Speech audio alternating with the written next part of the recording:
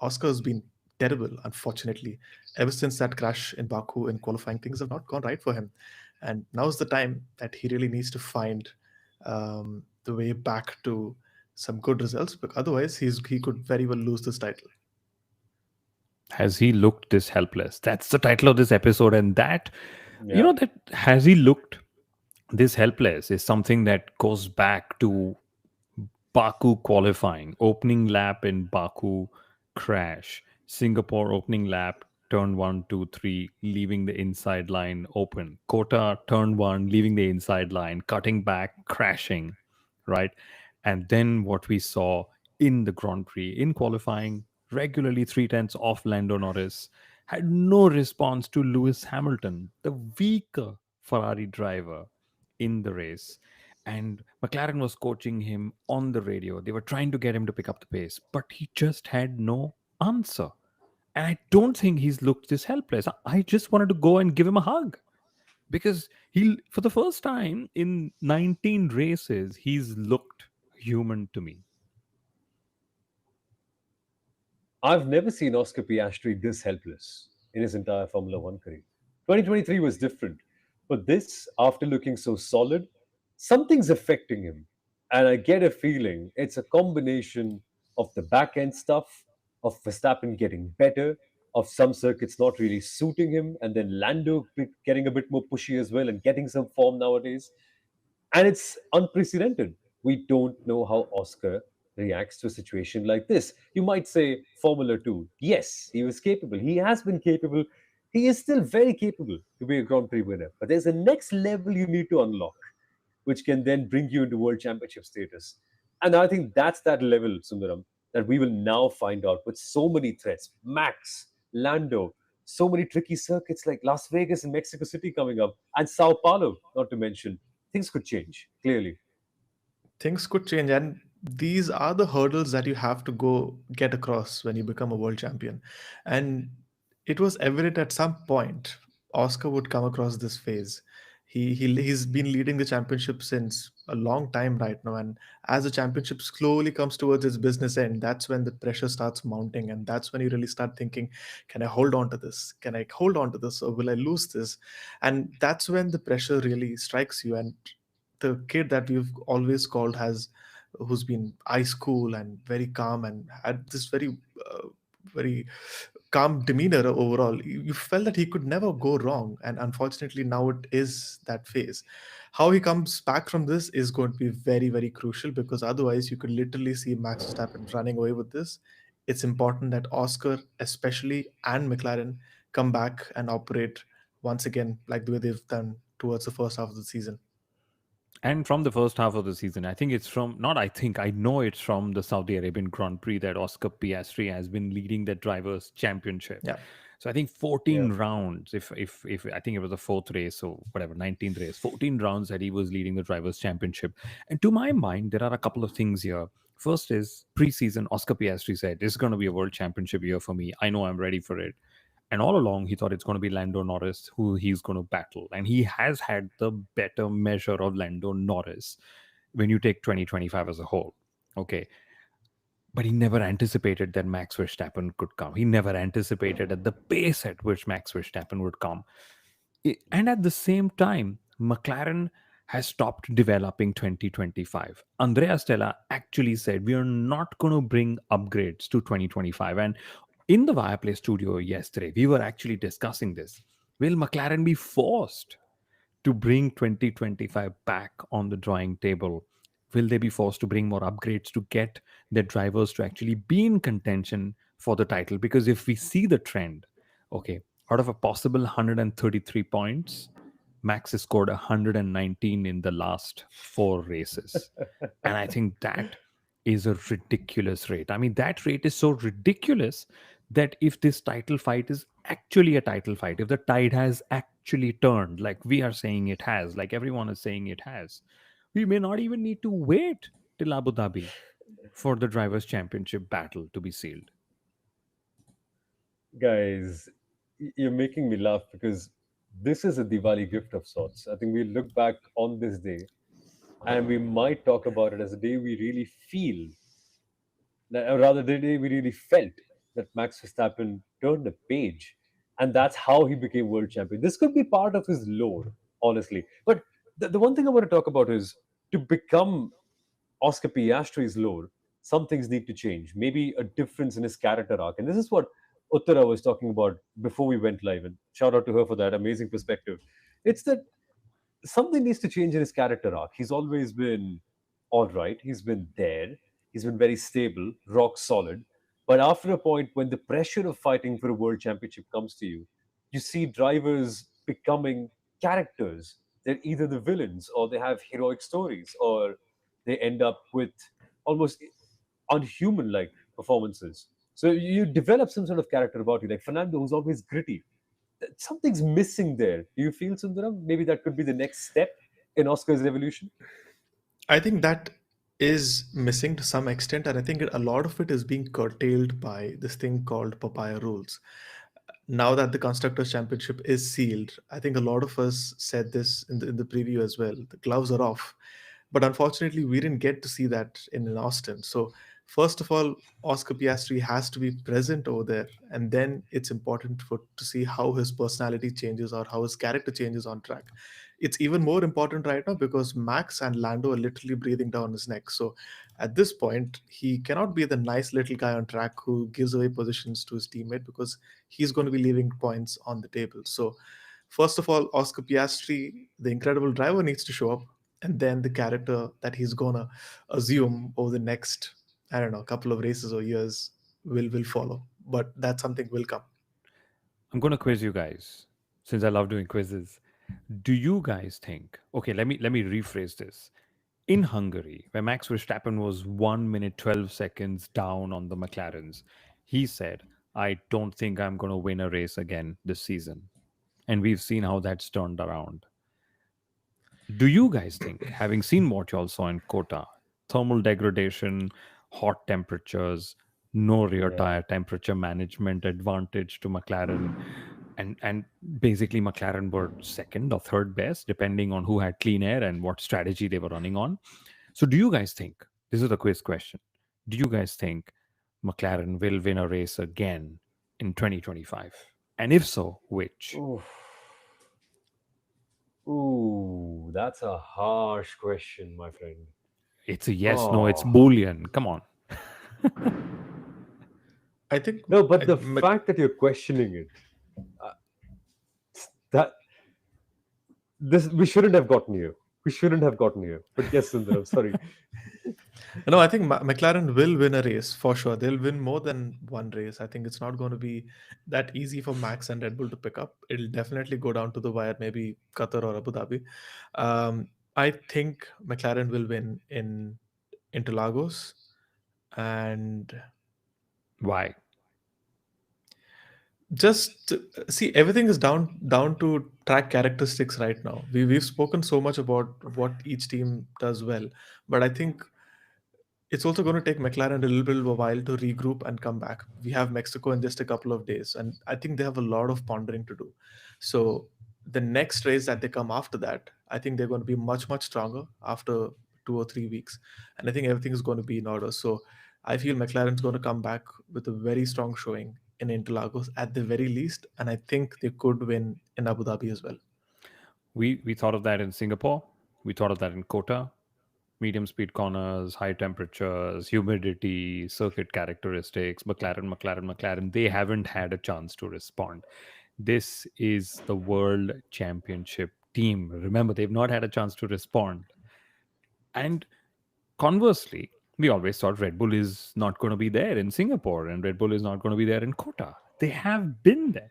I have serious doubts that McLaren will be winning a race this season. And the reason why I say this is because Red Bull has taken a step that McLaren are choosing to not respond to in terms of upgrades, in terms of performances. Okay, so it's more down to how Red Bull have sort of taken that step forward. McLaren, we're constructors champions. The business end of the championship is sealed, right? The drivers had enough of a gap. This is like 2009 all over with the Braun GP. Such a massive championship advantage, and several examples back in history. If you go, I think even 2012, 2010, lots of close competition championships that have happened. And let's remember Oscar Piastri said, I would rather be in my place than in the other two because they are doing the chasing. Yes, but he is feeling the pressure. McLaren is feeling the pressure, and McLaren at this stage are still refusing to back a driver. What would you do if you were the team principal of McLaren? Soumil, you're wearing papaya. You got to be the first one. I mean, I'm just wondering, were McLaren complacent in thinking that its drivers can manage this much of a points gap with this car, knowing that no more upgrades would be coming after a certain part in the season? Did McLaren undermine how good Max Verstappen is? Because stopping upgrades and development is a sign of trust in the driver. You think they'll be able to manage it. You think that with this car, they will not mess it up. In the constructors, they were so far away. But in the drivers, where you find out who the fastest is and where the ultimate pace is, they- they're letting go of it a little bit. They're dropping the ball. Max has been better. If I was team principal, the first thing I'd say is, guys, forget the battle, win some races. Oscar, be annoying, do whatever you have to. You can you can come across as an absolute jerk on the track, but win some races, do something, fight for it, make it happen. It doesn't have to be pretty, it can be clumsy too, but get the momentum back. I think that's honestly what's missing, no? Yes, but Soumil, my question was actually very different. Do not to an Andrea Stella to me. Okay. If you were team principal of McLaren, would you back one driver? And if so, which driver would that be? You Hmm. have two drivers to choose from. My goodness. Just make a choice. Oscar. Why? Oscar. Well, he's exhibited more calmness in the past, and he's exhibited that he can handle pressure situations. I think the kid needs a shot. But in this case, Lando's had the experience of last year, which theoretically should make him better in this situation this year. I don't know. Oscar. If I had to pick one based on the past, Oscar, and also the ceiling. But Sundaram. my God, there's a chance. Yeah. No, if I was if I was a McLaren team principal, I wouldn't choose one driver over the other because both are still mathematically in contention. Even if it was 3 or 4 races ago when the gap was a little bigger, you really can't disregard the second driver because he still has a chance. So it would be very difficult to say one over the other at this point. I've thought about this. I really have thought about this. And I think from that position, it's difficult to say or favor one driver over the other until he's completely not in contention. What they should do is try and not lose points to Red Bull, which is exactly what they've done. And a lot of this also comes down to driver error. I think a lot of the points that they've lost is also because of Piastri making a lot of mistakes in the last couple of races. If not for that, that gap would still be there. Yes. And which is the driver that's made least errors in Guys, the guys, last guys. several races? I'm getting a feeling. Go Lando. for it. I would say It's Max just back Verstappen. Lando Norris. Yes, Oscar deserves a shot. Yes, Oscar's had a great season. But who were we making fun of at the start of the season? Look at Lando. He can't handle the pressure. Now, who's handling the pressure better? Look at Lando. He's not able to feel the car. They brought that suspension upgrade. And who's handling the car better? And who's eaten into Oscars. I mean, with all the eating into Oscars gap that's happening, who's going to lead the drivers championship first if it is not Oscar? I have a feeling it could be Lando. I would say just back Lando. So we actually have three different perspectives. That's My fun. God. You know, you know what this reminds me of? It's giving me a very 2010 feeling. This really is giving me a 2010 feeling. Two drivers in the same team battling, crashing into each other, topping each other, making sure that they lose points. And then within their fight, a third driver from a separate team who is not as fast is finding a way to get back in. It's a very 2010 feeling. This 2010 or 2007, you mean? oh seven also. Oh yeah, seven is an even better example. Yeah. Seven's an even better example because in 10 Red Bull won with Sebastian. Yeah, I actually read this almost stat a on 2010 on feeling. Twitter that in 2010, 5 races before the end of the season, there was an Australian driver leading the Drivers' Championship who did not win it at the last round, and it was his teammate who won it, which was Sebastian Vettel. But We have got some comments which I'm going to take. Two alphas in one team is always a disaster for management. I think now it's not about managing the drivers alone, it's about managing can they stop Max Verstappen from outscoring them. And I think Verstappen's out qualified and outraced both the McLarens in the last four consecutive races. And I think what Max Verstappen has done has absolutely been most epic. There's also one suggestion from Abhiram, which is saying, Sundaram, get some sleep, boss. Yes, this is at almost 2 o'clock in the morning India time. And you guys, I don't know Yeah, what time man. zone you all live in, but there's another comment from Uttara saying, Soumil, can you explain 2007 and 2010 like we are 5 years old? Who wants to give that a shot? 2007 was the classic example of teammates fighting so hard and beating each other up so bad that they forgot that there's a championship to fight for. And a third person sneaked in and won. That, my friends, is the last time Ferrari won a Drivers' World Championship. They sneaked their way into it. Maybe Verstappen needs to just do something similar. Slither away, keep on eating away at the points. Maybe the championship could be his. But okay, let's talk about other things because a lot more happened in this race. I genuinely thought it was boring. I thought it was an embarrassing race for Formula One because there was barely any entertainment. Like I'm thinking of all the sponsors, all the new fans coming in after watching the F1 movie, getting the feeling, oh my God, Brad Pitt's driving the Formula One car. Or look, it's going to come on Apple TV. Or look, we're going to have a new American team next year. They come to watch F1 the very first time, and what they see is honestly one of the most boring races I've ever commentated on in my life. There was absolutely nothing to talk about. Okay, you can tell me that Lando trying to attack Leclerc was fun, and it was for a point. It really was. It is hilarious to see how much time it took eventually. But then that contributed to it, Sundaram. The fact that the race just did not have any potential for overtaking. It's funny. We go to circuits where you can't pass and say, oh, Formula One cars can't pass. Suddenly we have space and they still can't pass.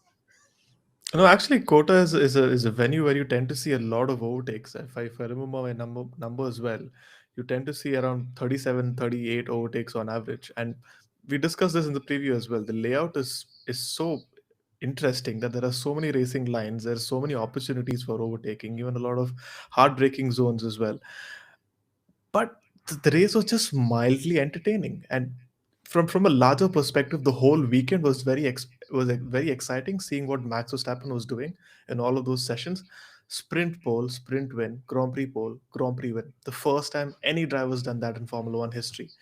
So quite clearly there's some milestones were hit, some benchmarks were hit, but the racing was just a classic case of management, which also goes to show that we are so used to external factors coming in, safety cars coming in, a driver crashing out, and then it kind of sprucing up the entire entertainment. But this is true Formula One. This is Formula One even before DRS was introduced.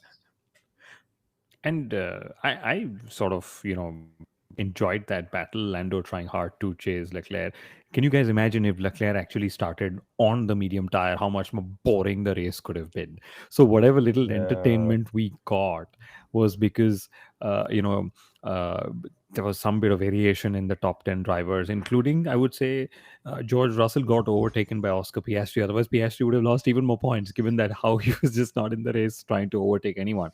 But Lando Norris's inability to overtake this time was less down to him just taking longer to overtake. It was more down to how Ferrari was so quick at the end of the straights, which is why Lando with DRS was not able to, narrow down in the braking zone. And then finally he had to wait for that soft tire to cool down a little and have a second attempt at it. But yeah, it was an underwhelming race. If I can do a Toto Wolff and sort of name the race just as he sort of named Kimi Antonelli as underwhelming as well. And yes, great entertainment, great lineup, and lots of lines and so on possible. But F1 has a problem if tires are not degrading, if interruptions are not coming, if there are no tire deltas available. I mean, Pirelli was trying so hard that they got a skip compound this year, but even that didn't work. And the most important part, and I said this on the fan court commentary where I was along with Soumil uh, for the F1 race, was Alexander Albon started on hard.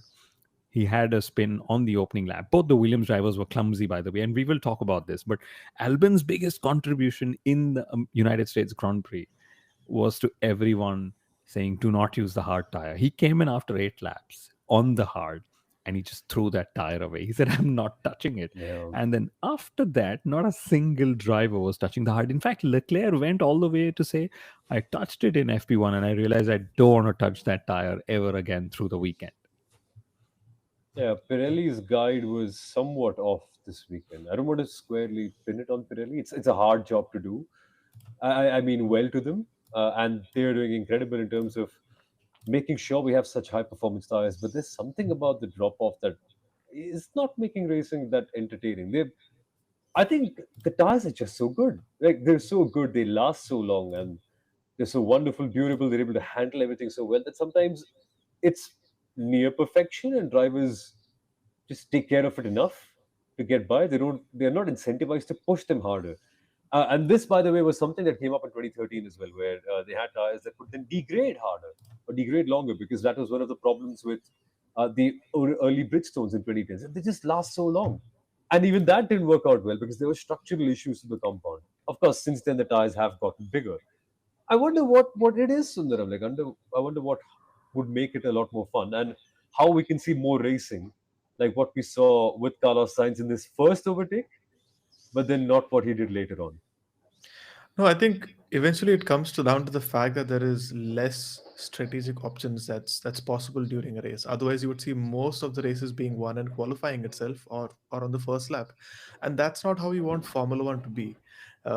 If you go back to the eras gone by, a lot of the reasons why they were so unpredictable is there was refueling. The tires would never really last so much, and you had a lot of mechanical issues. Now, with so much of reliability built in, with no refueling, and with tires that literally last the entire race, and you just have to pit because it's a mandate that you have to change tires, there's very little option left for strategic variability. So the best way to look at it is what they kind of attempted with Monaco, but eventually you really want to tilt in the direction where you're able to do two stops during a race, and there you'll see some sort of variability on the tire that they start on and eventually what they end with. So there you could see a lot of things happening, but until that happens, it's looking that this is how it's going to be unless there is rain, unless there's a safety car. We've not seen a lot of safety cars as well this year, so that's also something to think about. And that's because it's the strongest F1 grid in history of Formula One. We've had I knew Kunal was going to say that. Yeah, I we've knew it. had we've had Franz Toss say this. We've had Gunther Steiner say this on our podcast, and very proud that the driving quality is so good. And since we're talking tires, Leclerc actually put on the soft with one aim in mind. He was going for the lead of the race into turn one. He said, I put on the soft and I was aiming to take the lead of that race. And George Russell hence kept saying, whoever leads into turn one typically ends up winning around COTA. And that's what we saw in sprint as well as in the Grand Prix as well.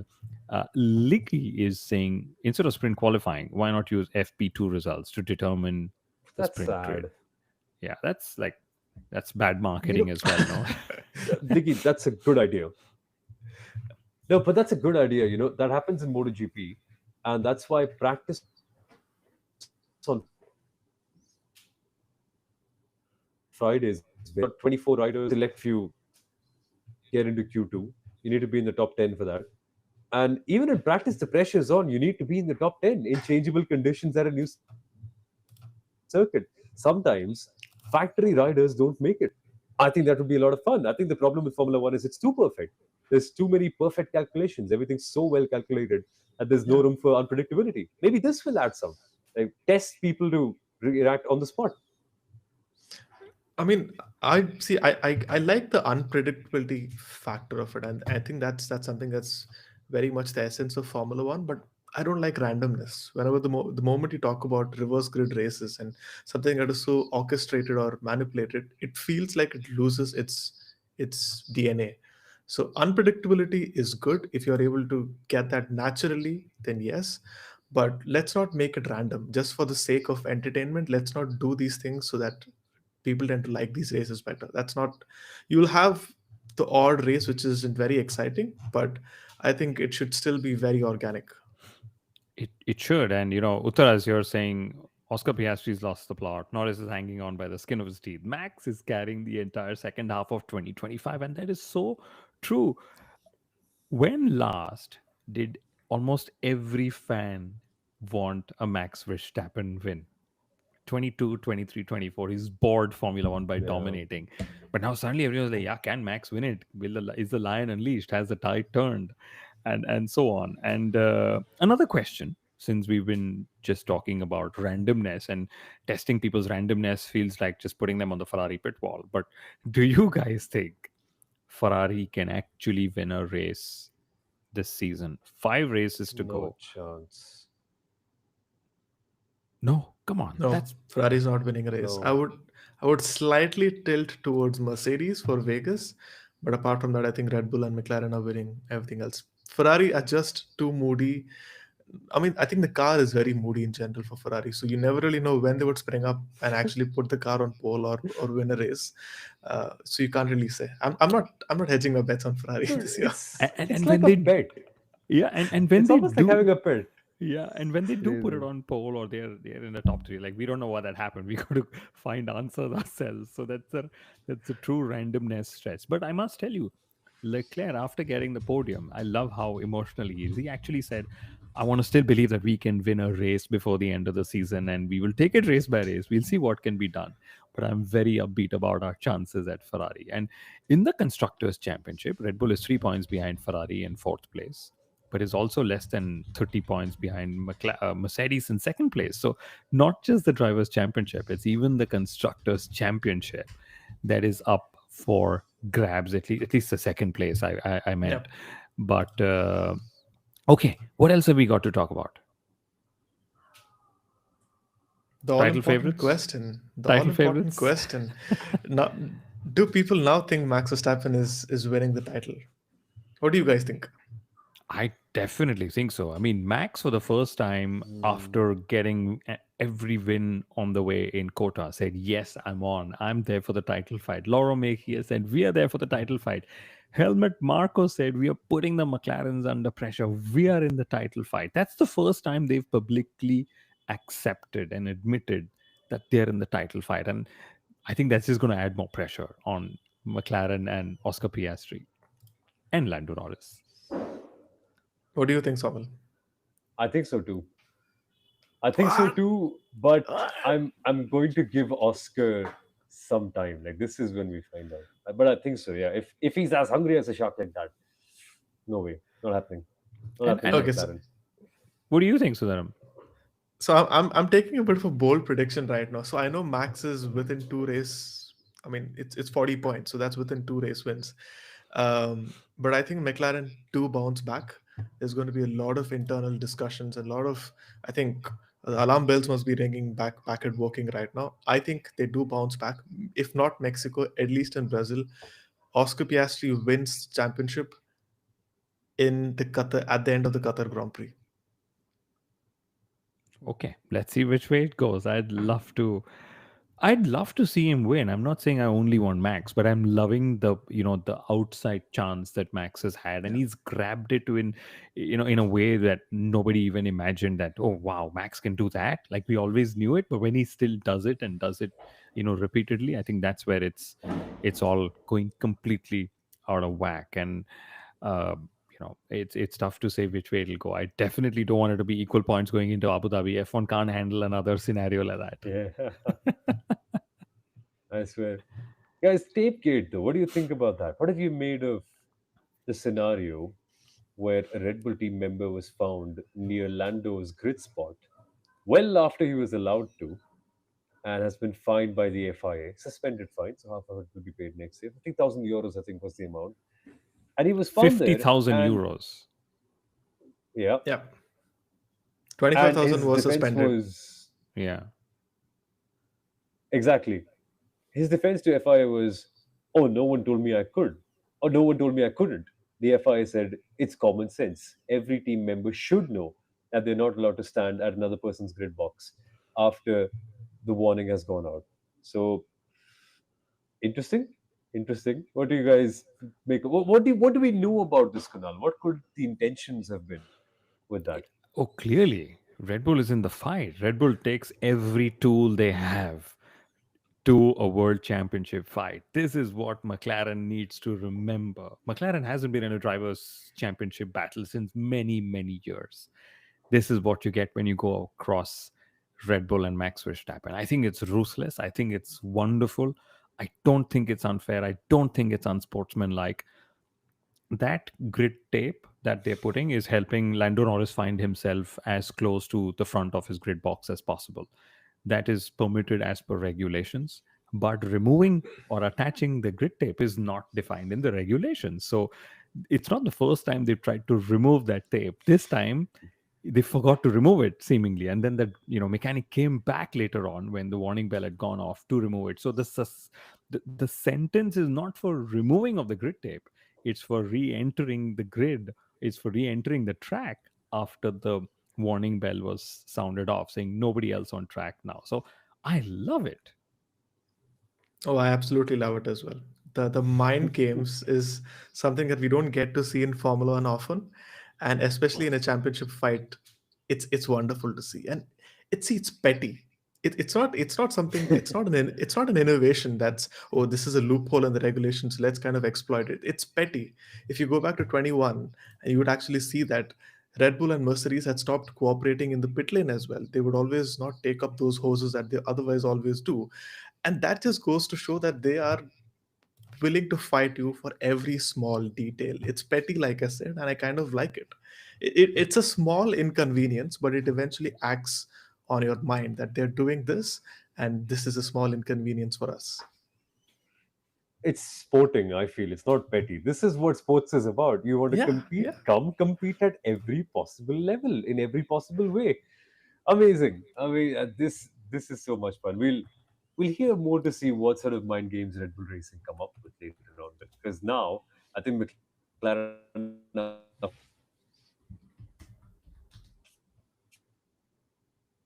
feeling that Red Bull are back in the fight. I love how Soumil's But internet that's is playing up just when he that's has to talk about incredible. Carlos I Sainz's clumsy also might moves. mention the fact I was about to bring our attention to his P3 in the sprint because, guys, focus on that. Focus on the good, right? That's what they say. Acha dekho, shub shub bolo. Say good things is what they say in an Indian household. So we'll talk about the good stuff, right? Right? Okay, we'll let you lead with it. Yes, go for it. So no mention of the crashes. No mention of Sunday whatsoever. Sunday didn't happen. Carlos went back to Spain. He was enjoying the sprint podium, so he didn't show up on Sunday. Well, the truth is, both the drivers were clumsy. Albon on Bortoleto on the opening lap just spun around, and then Sainz on Antonelli. Maybe he was expecting more cooperation from Antonelli. Maybe Antonelli, being a rookie driver, sort of just decided, I'm going to close the door anyway, because that's what I do in go-karts and Formula One or whatever. But yeah, I think that was just clumsy. And Williams is in a comfortable place in the Constructors' Championship. They are not the ones being threatened. So it's a bit unfortunate that two such strong drivers in Albon and Sainz had such clumsy outings on that Sunday in COTA.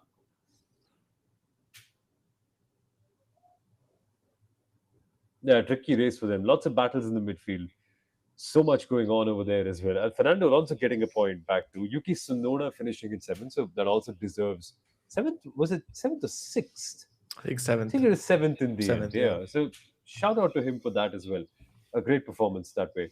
And lots for us to look forward to when we go to Mexico City next. By the way, we'll be coming up with the preview episode for that very soon too. So you guys should subscribe to the Inside Line F1 podcast, not just on Instagram, but on YouTube too, because a lot of shorts are coming in. And that sort of content will keep us entertained. So many from this episode that we can think of. So if you missed the whole episode, you can find bites of it on Instagram and YouTube. Well, closing comments, guys. Let's just sum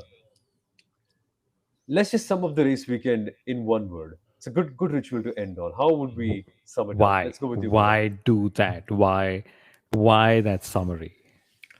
Why not? Why? Or like a short summary if you have to write like, or what's that called? A haiku, a quarter of a haiku, like a line to describe what happened. Do you See, if you're really need talking, yeah, do you really need to describe like How? We went 37 minutes talking about this. Okay. Oh, it's like you had a title to your work, right? Or have we? Oh, I think we Okay. already have. Okay, so for me, it's going to be Max never left. For me, it is Hmm. the tide has definitely turned. Look out, you papaya cars. That bull is going to, I don't know, what's the Trample you. word? Trample Be you? bullish.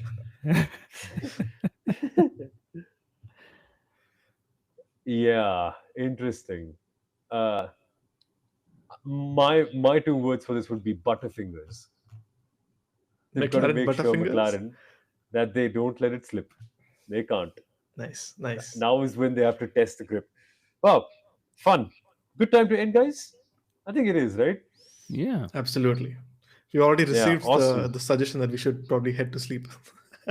We should. 217. Happy Diwali to all of you celebrating. We'll be back with Yes. Mexico City soon.